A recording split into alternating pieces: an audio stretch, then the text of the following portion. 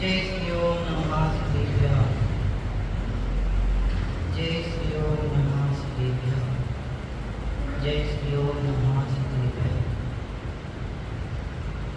नमो अरहंताणं नमो सिद्धाणं नमो आयरियाणं नमो वज्रायाणं नमो योगे सवसागुणम्।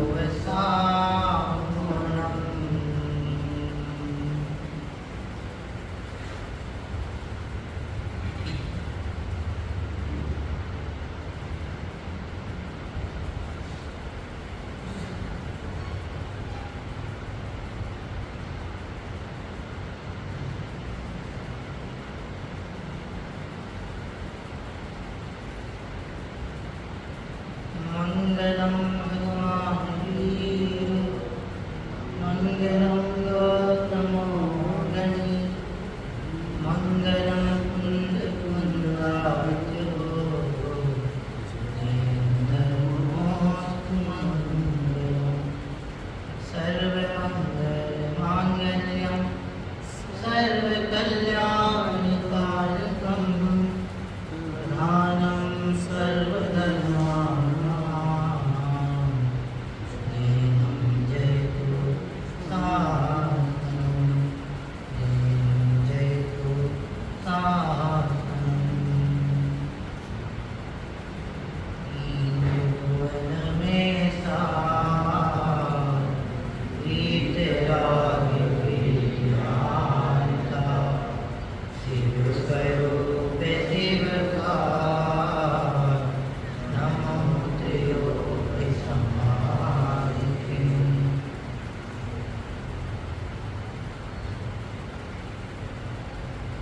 पंडित प्रवर दौलत राम जी साहब ग्रंथ श्री छैडाला जी हमारे समक्ष विराजमान हैं।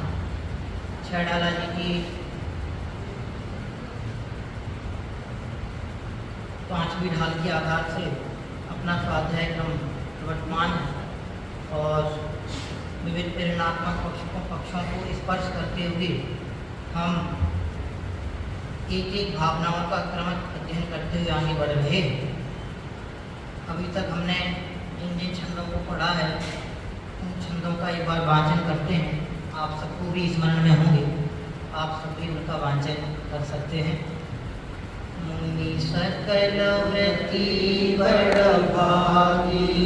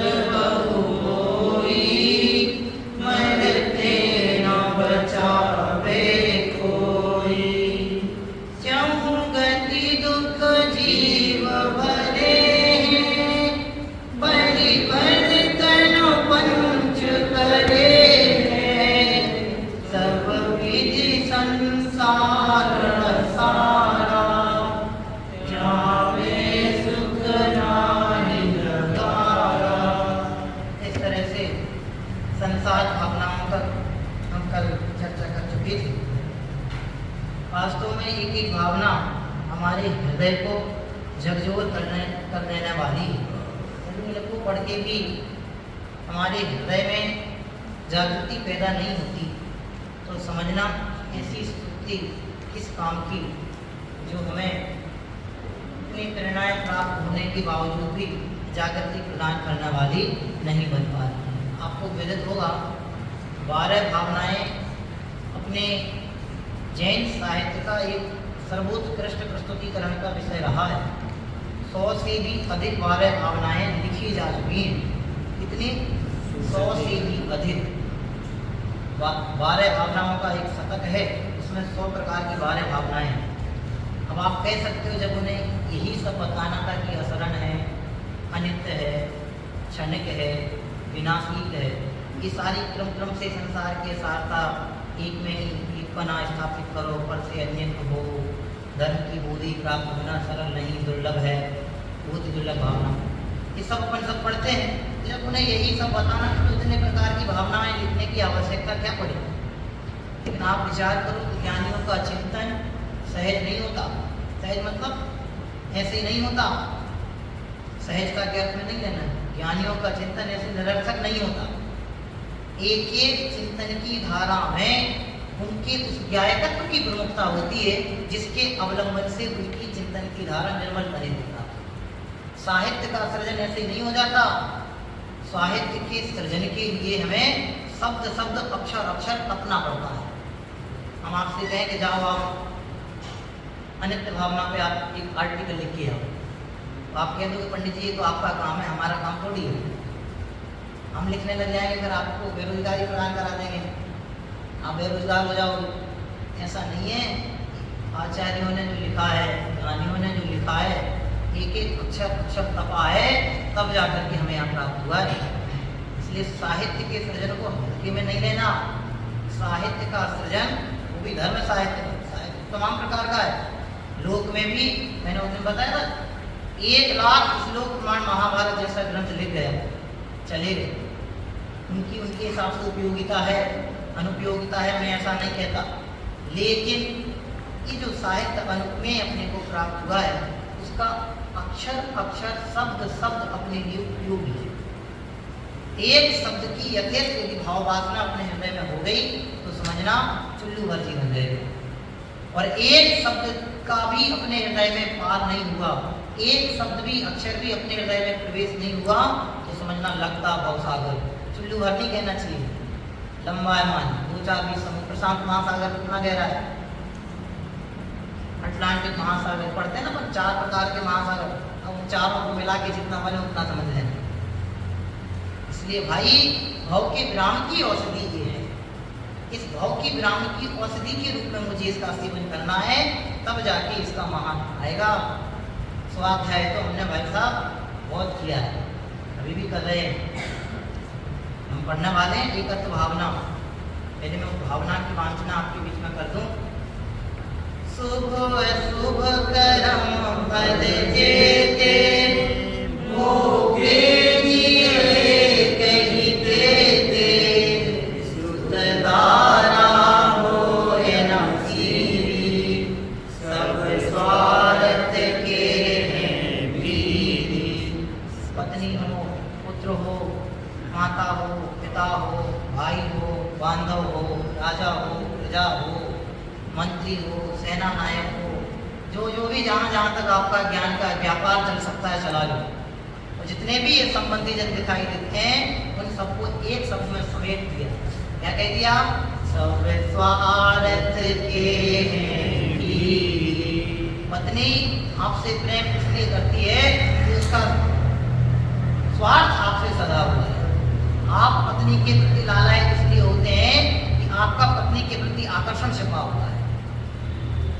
आप पुत्र के प्रति आकर्षित इसलिए होते हैं कि ये मेरा भावी वंशज है, मेरे वंश को आगे ले जाना होता है, इसलिए उस पर लालायित होना पड़ता है।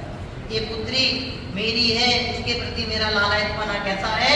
ये अपने घर के साथ साथ दूसरे कुल की लाज का भी निर्वहन करके हमारे कुल की कीर्ति को पल्लवित करेगी, उत्कर्षता को प्रदान करेगी। ऐसा भाव हमारा उसमें पीछे छुपा हुआ है। अब ये भाव उस पुत्री का है कि उस पुत्र का है कि उस पति का है कि उस पत्नी का है, या किसी का नहीं, सब स्वार्थ के हैं। सबका अपना अपना स्वार्थ सबके प्रति बिल्कुल खचित है, बिना स्वार्थ के एक कदम भी आप रख के दिखा दो। एक आसन भी किसके हिसाब से कर रहे हो? धर्म के लिए कर रहे हो, आदिनाथ भगवान के लिए कर रहे हैं, 10 लक्षण व्रत चल रहे हैं इसलिए कर रहे हैं। जैनों का ये महापर्व पुत्र भजन बज रहा था ना, भूल गया पंक्ति, बहुत अच्छी पंक्ति बज रही थी शाम को। महापर्व आ गया, महापर्व आ गया इसलिए हम निकासन कर रहे हैं। मेरा स्वार्थ नहीं है, हमने पढ़ रखा है तब सा निर्जरा चाह, तब से निर्जरा होती है। तो हम अपनी बुद्धि के हिसाब से तब कर रहे हैं। भले इसको बाल तक के कोटे में डालेंगे, भले इसको बाल तक के कोटे में डालेंगे भी, सम्यक तब नाम ये भी नहीं पाता है, सब बाल तक के कोटे में जा रहा है अभी। वो बाल तक किसका होता है? अज्ञानियों की। इसी में जयढाला में लिखा है बाल तक अज्ञानियों की कहा है। ये सब अपना उसमें जा रहा है। फिर क्यों कर रहे हैं? हमारे दिमाग में बुद्धि में खचित हो गया है कि तब से है निर्जराचा। उमा स्वामी महाराज थोड़ी झूठ बोलेंगे, कुंद कुंद महाराज की परिपाटी में होंगे, वे झूठ बोल जाएंगे तो किनकी शरण प्राप्त करेंगे? नहीं, हमारा स्वार्थ सदा है, उससे बुद्धि बिल्कुल उस पर जमी है कि हम करेंगे तो ऐसा। लेकिन यहाँ लिख रहे हैं सब स्वार्थ के हैं। आदिनाथ मुझे अनुकूल इसलिए नहीं लगते हैं कि उनने मुझे मोक्ष का मार्ग बताया है। आदिनाथ मुझे अनुकूल इसलिए लगते हैं कि वर्तमान 24 के आद्य तीर्थंकर हैं, भक्तंबर स्त्रोत में आचार्य मान तुमने ने इनको एक डिपार्टमेंट सौंपा है, ये इस काव्य को पढ़ोगे तो इस रोग का निवारण आपके हो जाएगा। आदिनाथ की अनुकूलता का कारण मेरा ए है। सर्वोदयी है देशना महावीर के संदेश में। भगवान महावीर अच्छे क्यों लगते हैं? इसलिए अच्छे लगते हैं कि उन्होंने सबके उदय की बात बताई है, सबके कल्याण की बात बताई है। लेकिन नहीं, गलत फहमी हो भाई साहब। महावीर का तो आपके उपयोग, तीन लोग तीन काल की समस्त बातों को एक साथ एक समय में हस्तामलक बात जान रहे हैं, हाथ में रखे हुए अमले की बात जान रहे हैं। उन्हें पता नहीं अशोक जी भाई साहब कौन से अशोक जी भाई साहब हैं, कहाँ बैठे हैं। ऐसे बहुत सारे अशोक जी भाई साहब, किन किन से अशोक जी भाई साहब को देखेंगे महावीर? यदि वे जगत के सारे अशोक जियों को देखने लग जाएंगे तो वे महावीर को कब देखेंगे?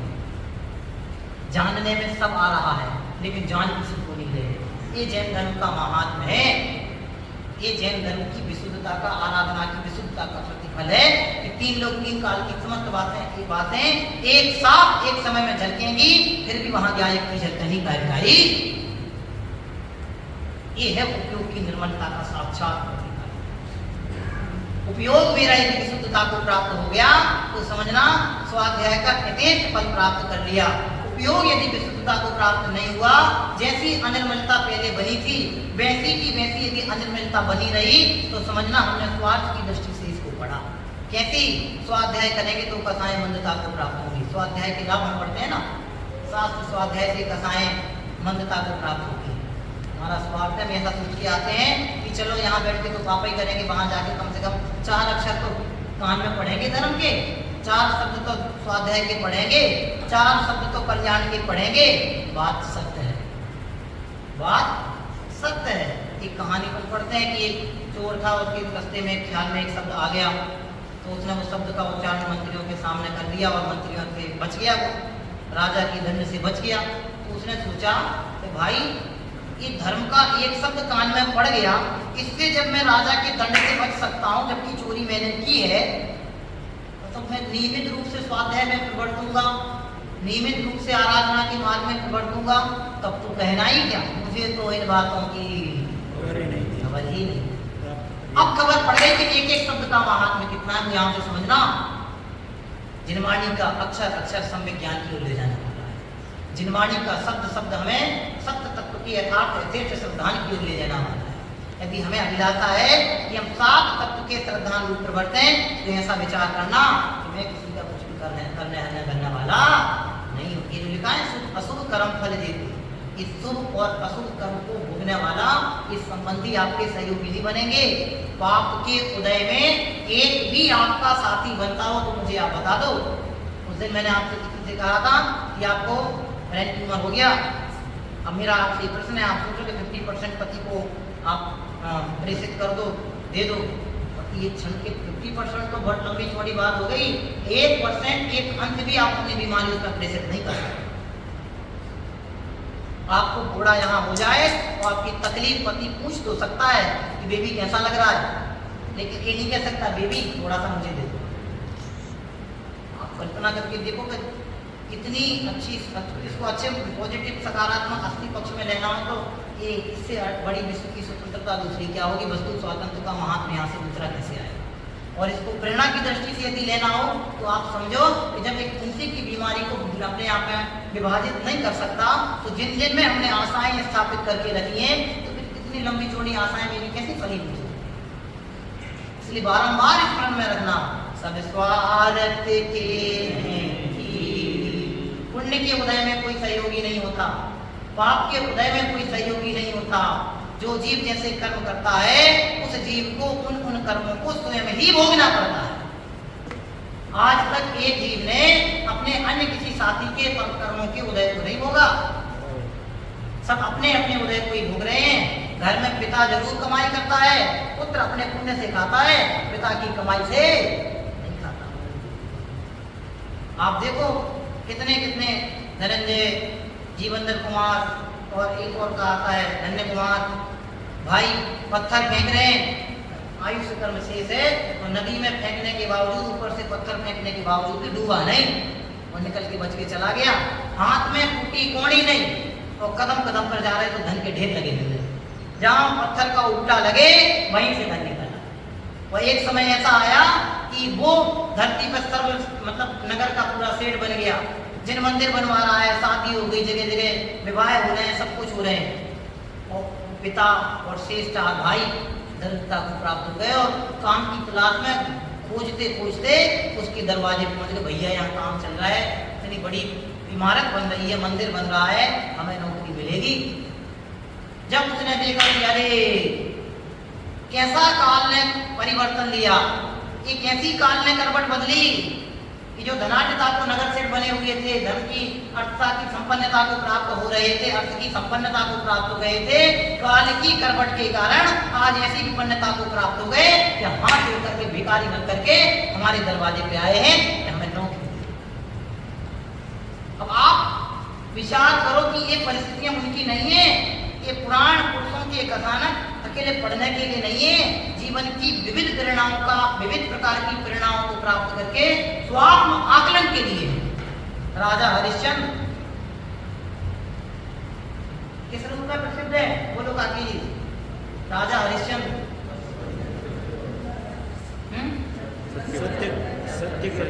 सत्य वचन के लिए, सत्य वचन के लिए।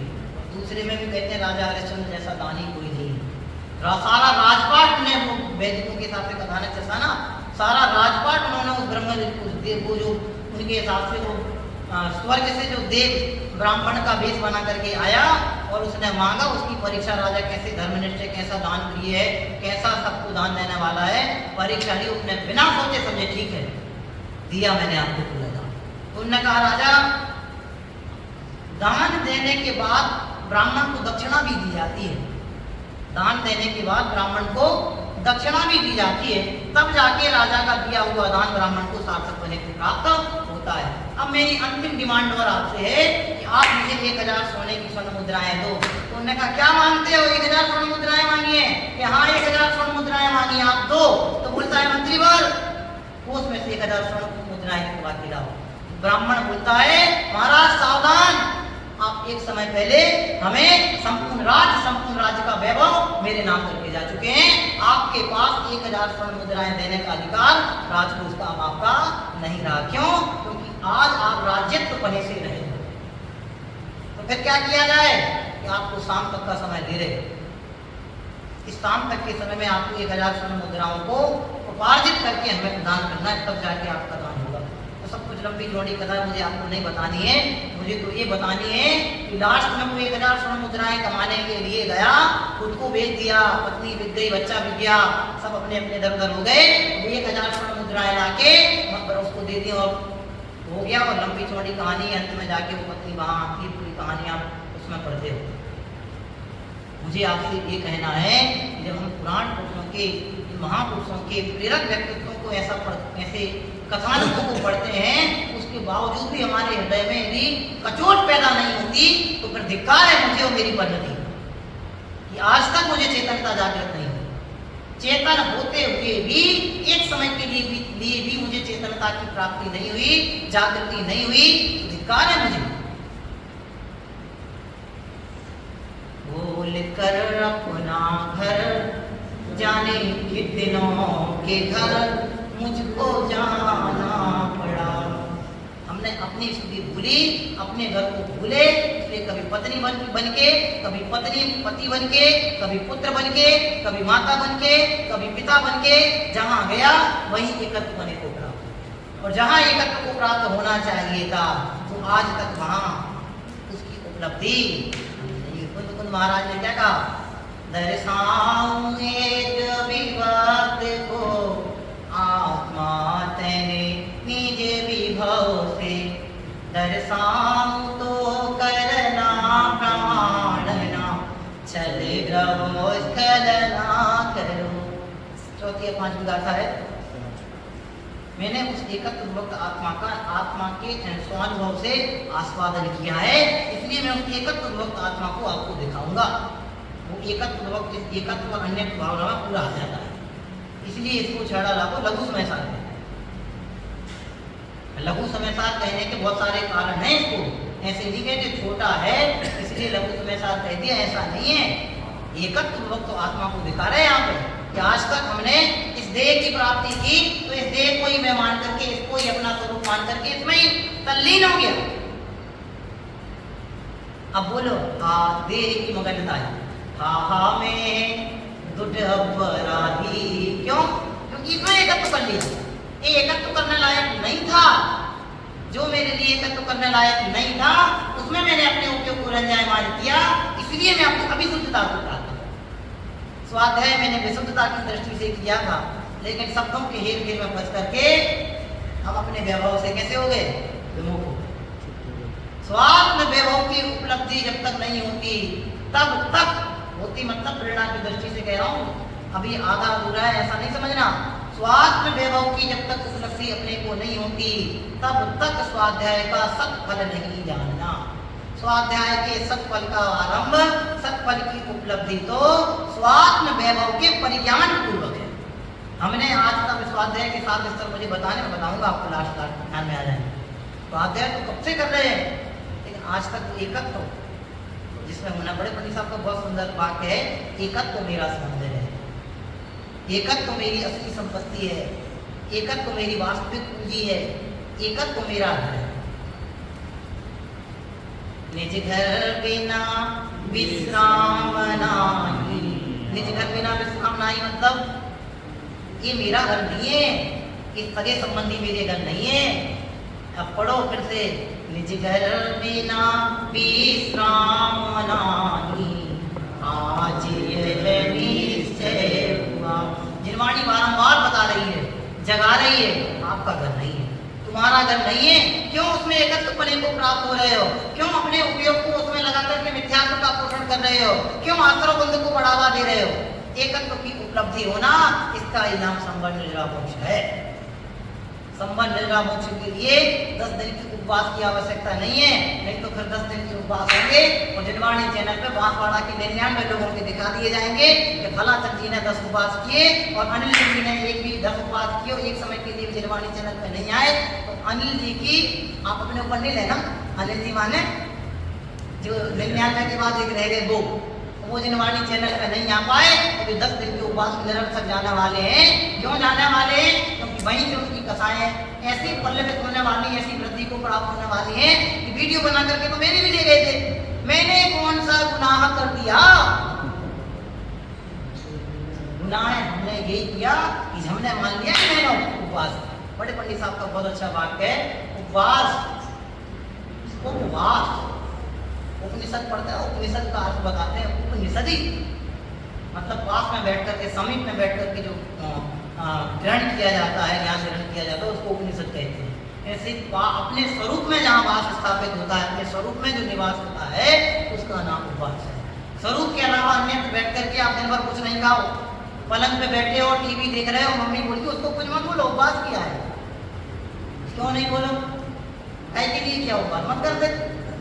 ऐसे दिखाने के लिए उपवास करेंगे तो इसके कर्म की निर्जरा नहीं होगी। इसलिए बहुत वास्तविक आध्यात्मिक विश्लेषण यही है, प्रेरणादायक और ग्रहणीय विश्लेषण यही है कि आत्म तत्व के आत्म तत्व से जब तक समीपता स्थापित नहीं होती, मैं कौन हूँ इसका परिचय वास्तविक मैंने जब तक प्राप्त नहीं होता, तब तक वास्तविक तब का प्रारंभ नहीं। आज उत्तम तब का दे रहे ना, बहुत अच्छी परिभाषा आती है, स्वरूपे प्रत्पन्नः तपा, स्वरूपे प्रत्पन्नः तपा, अपने स्वरूप में प्रत्पन्न करना ही इसका नाम वास्तविक तप है। अब आप बोले नहीं नहीं बात है, कहाँ से लेके आते हो, कहीं से लेके नहीं आते, इसके लिए आवश्यक है आगम का अवलोकन। कल चाहे चंदू जी भाई सकते कोई काका जी कोई तो था लाइब्रेरी ऑफिस में हमारे साथ में, बोले ये इसमें जैनेन्द्र सिद्धांत रूप में इतना सारा लिख दिया, तो भाई पूरा आगम रूप में लिख दिया। जब उनने इतना सारा लिख दिया तो उनके ज्ञान का क्षयोत्सव कैसे होगा, आप कल्पना तो करके देखो, और हमारे ज्ञान का क्षयोत्सव कैसा आप कल्पना करके देखो, दोनों को तोलो। आजकल वो तराजू नहीं आती, आजकल वो इलेक्ट्रॉनिक कांटे आने लगे हैं, तो उसमें क्या होता है पता ही नहीं चलता है, उस सत्य असत्य का विवेक ही नहीं होता। पहले बहुत अच्छी बने करती थी, मैं आपको पुरानी भाषा में संस्कृति में नहीं ले जाना चाहता, मैं तो बता रहा हूँ एक उदाहरण दे करके, कि वो ऐसा पकड़ते थे अच्छा है कि बुरा है, उससे भली बात समझ में आ जाता था। आजकल समझ में ही नहीं आता, वो सपाट जैसा रहता है वैसे ही सपाट हम होते जा रहे हैं, ज्ञान भी हमारा सपाट होता जा रहा है, आयु बल वृद्धि सब कुछ समय के साथ कैसा होता जा रहा है, घटता जा रहा है, और फिर भी हमारी शक्ति का उगाड़ ऐसा है कि मुझसे बड़ा बलवान दूसरा कोई नहीं है। हनुमान जी हमें कितने बल के धनी थे, ऊपर से गिरे, वो बाल अवस्था को प्राप्त है, नन्हा सा बालक ऊपर से गिरा, मार होने लगे, अब तो खत्म सब। अरे कुछ नहीं, वो उसकी सखी बोलती है जना से पुत्र परेशान मत हो, चरम शरीरी है, वज्र प्रसन्नारा चंदन के धारी है, आप जाके तो देखो, नीचे गए तो चट्टान पूरी चूरमूर है, वहां देख के दंग रह गई, इतना सामर्थ्य ऐसे बल के धनी। अभी तो अनंत बल प्रकट ही नहीं, प्रकट होगा, चार घाती कर्म जब अभाव होंगे तब अनंत बल को प्रकट होगा। अभी तो मनुष्य अवस्था को प्राप्ति तब इतना बल है जब चार घाती कर्मों का अभाव होगा, फिर चार चतुष्टयों की उपलब्धता होगी, फिर उसमें अनंत बल की जब प्रकटता होगी, उस बल का तो फिर कहना नहीं। अब इसमें एकत्व करो कि जिसके अवलंबन से अनंत बल की प्राकट्यता होगी, उसका अवलंबन आज तक नहीं किया, इसलिए देह के बल को अपना बलवाना। कितने पैक बनाने तुमने जी भाई साहब, बोला आप कुछ नहीं बनाने, तो हमारा हो गया, आप बनाओ पंडित जी, आपका जीवन है। बिल्कुल नहीं, 6 और 60 बनाने से काम चलने वाला नहीं है, उससे आपके बल का आकलन नहीं होगा, बल का आकलन यहाँ से होगा। एकत्व किसमें, आज तक अनादि से लेके आज तक मैंने कहाँ एकत्व किया, किसमें एकत्व किया, किससे एकत्व किया और क्यों एकत्व किया। ओहो, आज तक मुझे इन बातों की खबर नहीं आई। आज दौलत राम जी साहब हमें जागृत कर रहे हैं, भाई विमुख मत होना, पर से यदि घनिष्ठता होगी तो अशुद्धता को प्राप्त होगी। समय साली की 5वीं या 6वीं टीका का भावार्थ याद करो, अशुद्धता पर द्रव्य के संयोग से आती है। 6वीं नबी हो दिए मत्तोड़ा मत को जान हो तुझे भाव, 6वीं गाथा की भावार्थ में पहली लाइन आती है, अशुद्धता पर द्रव्य के संयोग से आती है। बोलो कमलेश भाई तक क्या बोला, अशुद्धता पर द्रव्य के संयोग से आती है। तो मेरा प्रश्न है, हम शुद्ध हैं कि अशुद्ध हैं? हम काका जी से पूछेंगे तो काका जी कहेंगे कि त्रिकाल शुद्ध हो, हम आपसे पूछेंगे तो आप कहोगे अशुद्ध हो। क्यों क्यों? क्योंकि हमने अभी पढ़ी, अशुद्धता पर द्रव्य के संयोग से आती है। अब आप लगाओ पर द्रव्य का संयोग, पर से एकत्व कितना हमारा है, जितना पर से एकत्व है, जितनी पर से एक रूपता है, जितना पर में एक पने का परिणाम है, जितना पर में मैं पने का परिणाम है, उतनी उतनी उतनी उतनी अशुद्धता जानना और उतना उतना अशुद्ध अपने को जाना। स्वभाव दृष्टि से जब हम आकलन करने के लिए जाएंगे तब किंचित मात्र भी अशुद्धता का मुझ में प्रवेश नहीं है, लेकिन कब, जब एकत्व भावना का भली भांति परिचय हो जाएगा तब।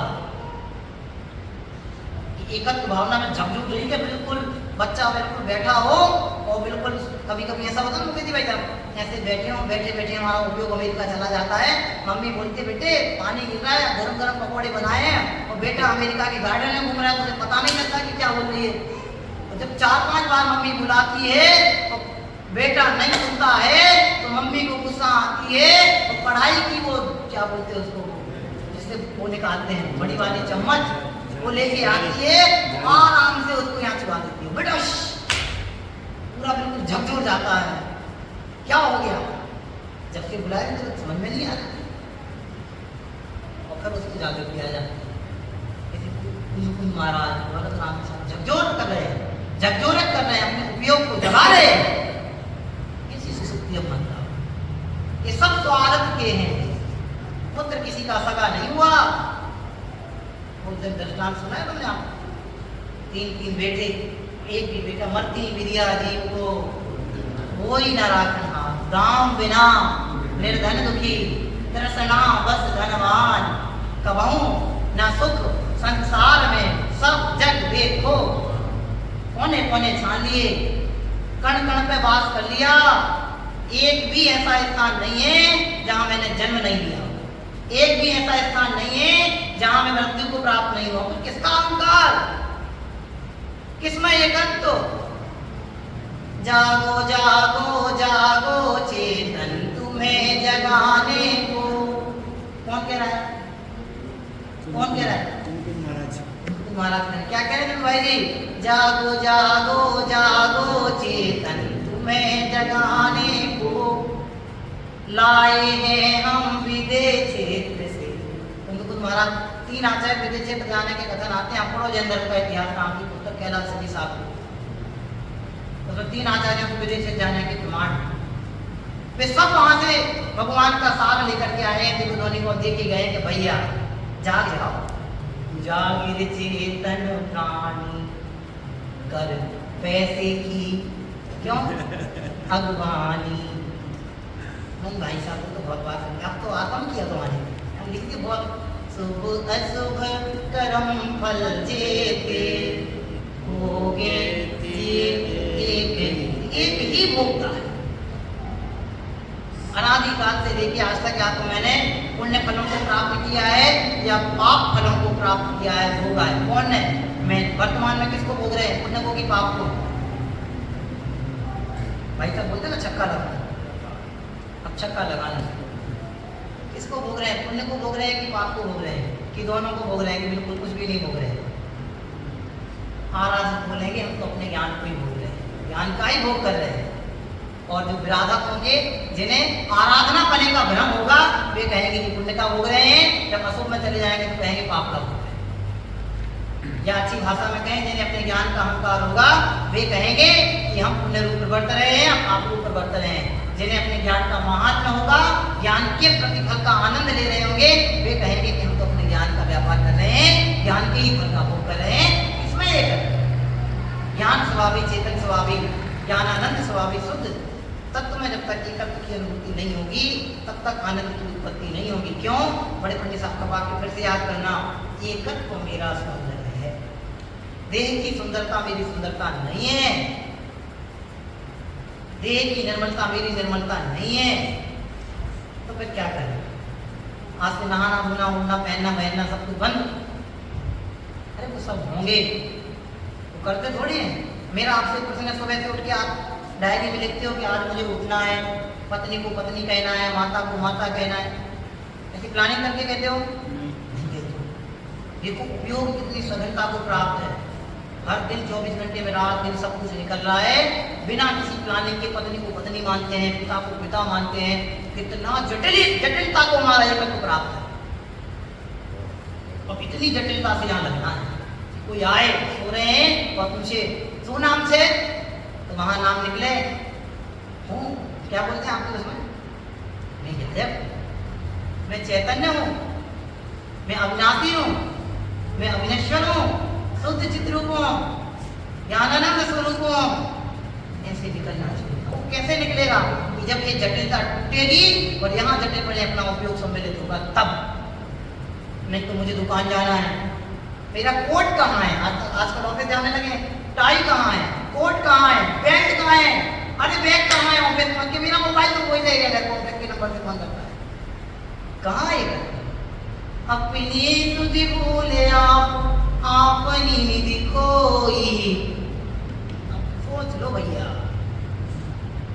जब तक सोचेंगे नहीं तब तक विचार नहीं चलेंगे। इसलिए मैंने अभी स्वाध्याय की बात आपके बीच में दी थी, ये बहुत बार सुना, अनंत बार। स्वार्थ के सगे तो सब हैं, व्यवहार से जो स्वार्थ कहते हैं वो तो होना ही चाहिए।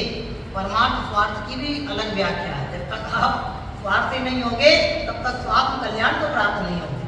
यदि आत्म कल्याण की अभिलाषा है तो स्वार्थी हो। तो पंडित जी आप एक नक्की कर लो, या तो स्वार्थी बनाओ या बिल्कुल मत बनाओ। एक तरफ कह रहे हैं कि स्वार्थी है सब, उनसे दूर रहो, दूसरी तरफ कह रहे हैं कि स्वार्थी बनो। यहाँ 100 के अर्थ है, उसमें है 7 की 8 विघाता में 100 का अर्थी पुरुष, धन का अर्थी पुरुष क्या करता है, राजा की संगति करता है। क्यों? धन के आए। ऐसे ही 100 का अर्थी पुरुष 100 का संग करता है। क्यों? स्वात्म कल्याण की। भाई साहब समझ साहब तो जादू का पिटारा है, जैसा मैंने हमारे गुरुदेव से दिखा करते। अब मुझे ऐसी शक्ति आ जाए विनोद जी भाई साहब कि मैं सबके पर्चे बनाने लग जाऊँ। पर्चे बनाने का प्रबंध लंबायमान हो रहा है ना, और यहाँ सबके पर्चे बना दूँ यहाँ से कि फला चंदी का फला काम यहाँ से होने वाला था, अब आज से नहीं होने वाला। क्यों? क्योंकि वो होना नहीं था। अरे आपको कौन सा ज्ञान हो गया है, आप ये पर्ची बनाने की दुकान कहाँ से घूम के आए हो? एक छोटा था भावी जीवन का आपका पर्चा बनाना तो आपको वहाँ कहाँ जाता है। कुंद महाराज या भाव के पर्चे को फाड़ करके फेंके, नया पर्चा उसका दे रहे हैं, उसकी गारंटी हमें सूझ नहीं रही है। फिर कहते हैं धिक्कार है मुझे। अच्छा आज की भाषा में बोलूं, तुझे कहना चाहिए कि मुझे कहना चाहिए? पक्की पक्की बोलना। मुझे बोलो भाभी जी, किसे धिक्कार है? बोलो पंडित जी आप ही कहते रहो जिस जिसको कहना, मुझे कोई लेना देना नहीं है। धिक्कार है मुझे, मेरी निर्मल शाश्वत तत्व के प्रति मेरा जो अनादर करने का भाव उमड़ा, उसका धिक्कार है। उसके प्रति नहीं उमड़ा तो धिक्कार है। ऐसा अब ये धिक्कार नहीं लगेगा तब तक प्रसन्नता ही होगी। घर अच्छा मिल गया, वैभव अच्छा मिल गया, पत्नी अच्छी मिल गई, समस्त संयोग अच्छे मिल गए। संयोग पुण्य के दास हैं, सर्व संयोग पुण्य के दास हैं। जो पुण्य में अपने आप को प्रकृष्ट बने उलझाए हुए हैं, वे संसार से उदासी को प्राप्त नहीं होते। दास पुण्य के मत बनो, अपने पवित्र परिणामों के बनो। पवित्र परिणामों के दास बनेंगे तो पुण्य तो आपके चक्कर लगाएगा। इसलिए यहाँ लिखा है पुण्य से एकत्व मत करो, पाप से एकत्व मत करो। पुण्य पाप से परे जो परम विशुद्ध तत्व है उसमें एकत्व। परम विशुद्ध तत्व माने कौन? मैं। अहम में को खल शुद्ध हो, मैं एक ही काल शुद्ध हूँ। तो किसमें एकत्व करना? मुझमें, मेरे में, स्वयं में। यहाँ जब तक एकत्व नहीं होगा तब तक असुंदर होगा। बहुत प्रकार के बहुत गहराई से सारी बातों को समझना और एक एक तथ्य का, एक एक बात का गहराई से निर्णय करना। भगवान की स्तुति आएगी, आए बिना नहीं रहेगी, लेकिन उसको उपादेय मान करके ग्रहण मत किए रहना। भगवान का भगवान आएगा, उनका अनुसार बना भी चाहिए, लेकिन उसको ही वो उसका कारण मत मान लेना। उसमें ही एकत्व करके वहीं रुक मत जाना। यहाँ से आपको उगतियों की प्राप्ति नहीं होगी, ये गारंटी हो सकती है, लेकिन पंचम गति की प्राप्ति होगी ऐसा नहीं कहा जा सकता। परंपरा से कारण कहे जाएंगे, बात बराबर है, लेकिन इनके आधार से उस तक पहुँचने का मार्ग खोजना। बहुत अच्छी पुस्तक है, पढ़ी होगी शायद आपने बड़े दादा की, जिन खोजा तिन पाइया। जिनने खोजा, सत्य की खोज बराबर चलनी चाहिए, सत्य की प्राप्ति की धगस बराबर लगी रहनी चाहिए। एक समय के लिए भी हम सत्य के मार्ग से विमुख हो जाते हैं तो समझना कि बस गाड़ी पलट कर वाली है। इसलिए बहुत अच्छे से समझना।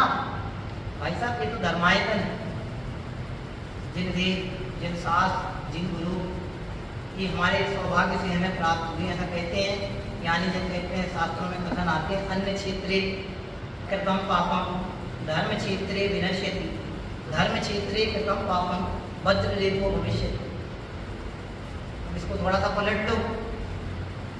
धर्म क्षेत्रे, धर्म काले, धर्म के काल चल रहा है, धर्म का समय, धर्म काले क्या बोला?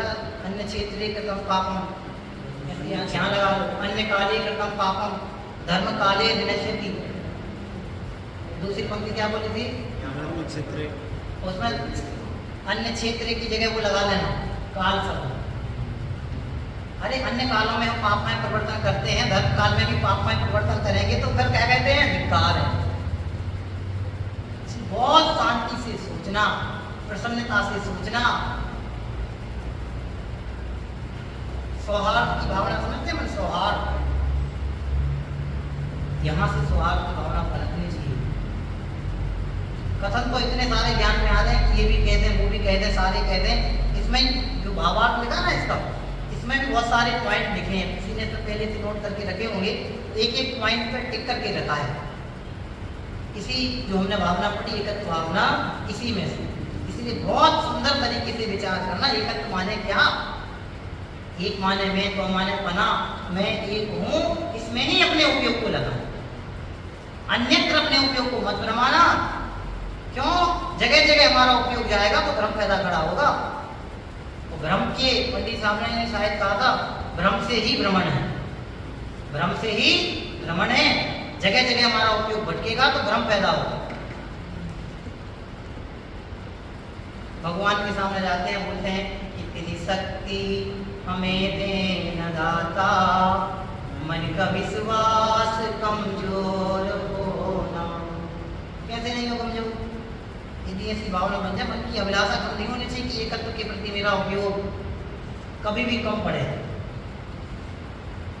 एक बहुत अच्छी, मैं नाम भूल गया, हिंदी में शायद मैथिली शरण गुप्त की पंक्ति है, जिनकी भी हो, चाह नहीं मैं सुरबाल आके, आती है ना, मैं उठा जाऊं। हाँ, शिव मंगल सिंह सुमन जी की रचना है। चाह नहीं मैं सुरबाल आके, उसको प्रांत में आता है, वीर जिस पथिक से वीर निकले उस पथ पे तुम लेना में, लास्ट में सब उसमें आता है।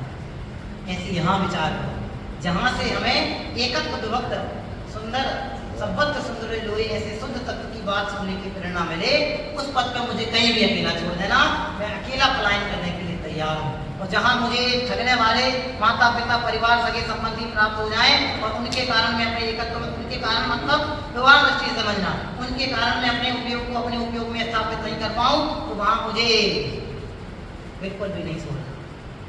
अच्छा, आप बोलो कि आपको घर में अच्छा लगता है कि नहीं लगता है? आपको आपके घर में अच्छा लगता है कि नहीं लगता है? बोलो। आप तो इसीलिए कह रहे हो कि आप अपने घर में नहीं रह रहे हो, आप हमारे बांसवाड़ा में आए हो, आप हमारे रिश्तेदार हो, तो आपको नहीं लग सकता अच्छा? मैं तो अपने घर में हूँ, मुझे क्यों अच्छा नहीं लगेगा? अली जी, आप थोड़ा कम ज्ञान है, आप ज़्यादा बड़ी बड़ी बातें मत करो, हमें तो अपने घर में अच्छा लगता है। भाई साहब, हम भी आपसे यही कह रहे हैं, सबको अपने घर में अच्छा लगता है। आपको ये जो क्या बोलते हैं, ये ईंट पत्थर गिट्टी सीमेंट इनसे बने हुए घर में अच्छा भी लगता है? इससे बने हुए घर में जो आपका मैं है, ये घर मेरा है, उस मेरे में आपको अच्छा लगता है। जिस दिन हमें हमारा बेटा, थोड़ी सी कठोर भाषा में बोलूं, लात मार के घर से बाहर निकाल देता ना, उस दिन पता चलता है कि मेरा नहीं है। नीचे से ऊपर तक देखते हैं, तब पता चलता है। और जब तक मेरा पना खड़ा रहता है, तब तक उसमें अपना उपयोग बन जाएगा। इसलिए इनसे एकत्व मत करो, इनमें एक पना स्थापित मत करो, इनको एक मत मानो, इनमें मैं कौन हूँ उस एक को पहचानो। बहुत अच्छा कथन है, सर अष्टपावड़ में आता है, जो एक को जानता है वो संपूर्ण जैन शासन को जानता है, जो एक को नहीं जानता है वो किसी को भी नहीं जानता है। संपूर्ण जैन शासन को जानता है मतलब संपूर्ण द्वाद संघ को जानता है। और कितनी प्रसन्नता होगी, आप एक को जान लो, फिर समय साथ पढ़ने की जरूरत नहीं पड़ेगी। आप एक को जान लो, पंच परमाणु पढ़ने की जरूरत नहीं पड़ेगी। पंच परमाणुओं का सार है विशुद्ध शुद्धात्मा। अच्छा, एक बात बताओ, महाशक्ति चंदन वाला आपका डिपार्टमेंट, आप लोग सुनना है, महाशक्ति चंदन वाला, उसकी सौतेली मां है, वो सेठ ले गया, अच्छा पूरा कथानक ध्यान में आ गया ना, उसकी मां ने उसके बाल काट दिए, बाल काट दिए, तो चंदन वाला रो रही है। मेरा आपसे प्रश्न है कि वो चंदन वाला उस समय ज्ञानी थी, सती थी, बिंदु नहीं बोलना, उस समय बाल कटने से रो रही है कि अन्य किसी कारण से रो रही है? उसकी आंखों में जो अश्रुधारा अनवरतपणे बह रही है, प्रवाहित हो रही है, वो बाल कटने से रो रही है या फिर अन्य किसी कारण से रो रही है?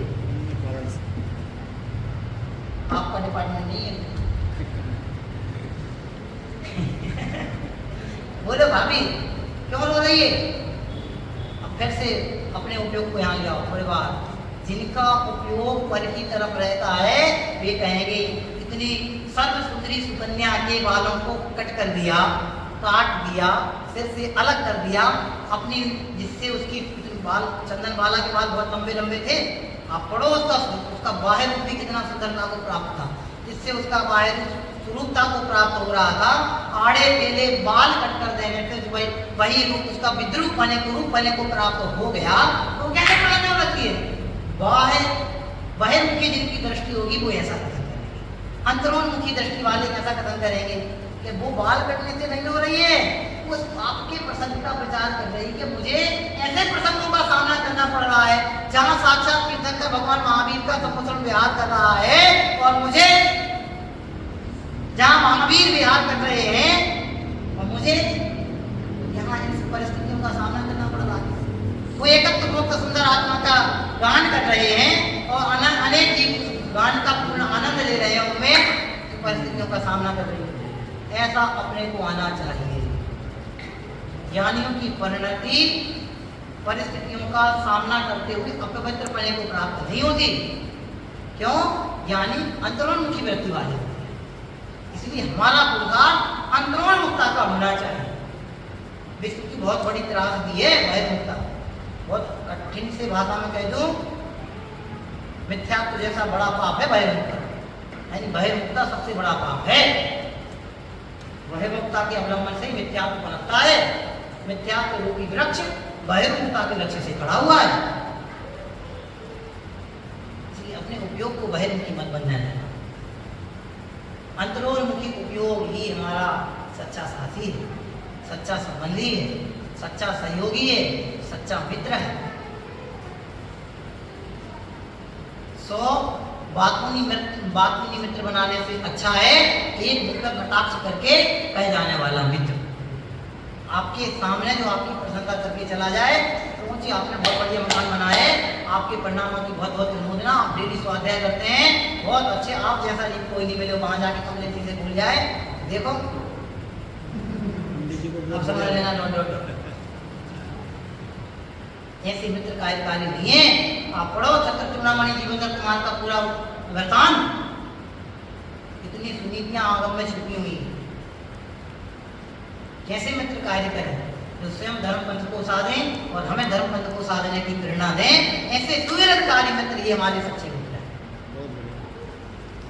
अब इन सब बिंदुओं का सार संक्षेप क्या है? इन सब बिंदुओं का सार संक्षेप यह है कि संसार के समस्त रिश्ते नाते झूठे नाते, झूठे रिश्ते, झूठी दुनिया सारी है। झूठे नाते, झूठे रिश्ते, झूठी दुनिया सारी है। अब झूठा दिखना चाहिए, ठीक है भाई? बोलो महावीर भगवान की। ऐसे होता है, बहुत प्यारा बच्चा है, इतनी कुशाग्र बुद्धि है इसकी, बढ़िया जीव है, बहुत शांत जीव है। ऐसे अपने को आना चाहिए। बच्चों को देख करके बहुत प्रसन्नता का भाव आता है। हम लोग, मुझे बाल सभा में आना बड़ा पसंद आता है। मैं विधान कराने का रस मुझे उतना अधिक नहीं है। बाल सभा में इसलिए जाने का मन होता है, ऐसे नन्हे मुन्ने बच्चे मिलते हैं, वे अपनी बात बिल्कुल सटीक कह के चले जाते हैं। बिल्कुल सच सच यदि आपको जानना हो तो बच्चों का आप लोग कर लें, वे आपको सच्चा मुख्य मार्ग बता जाएंगे। संसार की वास्तविक परिस्थितियों का आकलन आपको करा जाएंगे। इसलिए बहुत अच्छे से सोचना। देह चेतन एक है, ये कथन है व्यवहार का। देह चेतन एक है, ये व्यवहार का कथन है। मैं एक ही शुद्ध हूँ, ऐसा एकत्र मुझे अपने शुद्ध तत्व में करना है। वही मेरा वास्तविक सौंदर्य है, वही मेरी वास्तविक संपत्ति है। शेष सब स्वार्थ से बिजी है, ज़्यादा लंबा नहीं करते हैं। एक बार हम इस भावना को पढ़ते हैं और फिर विराम देंगे। सब लोग अच्छे से बोलेंगे। बहुत कुछ कह दिया, स्वाध्याय के 7 स्तर बताने थे, अब मैं आपको स्वाध्याय के 7 स्तर कल बताऊंगा अनित्य भावना के प्रसंग में। ये भावना हम सभी पढ़ेंगे। शुभ अशुभ कर्म फल जेते होगे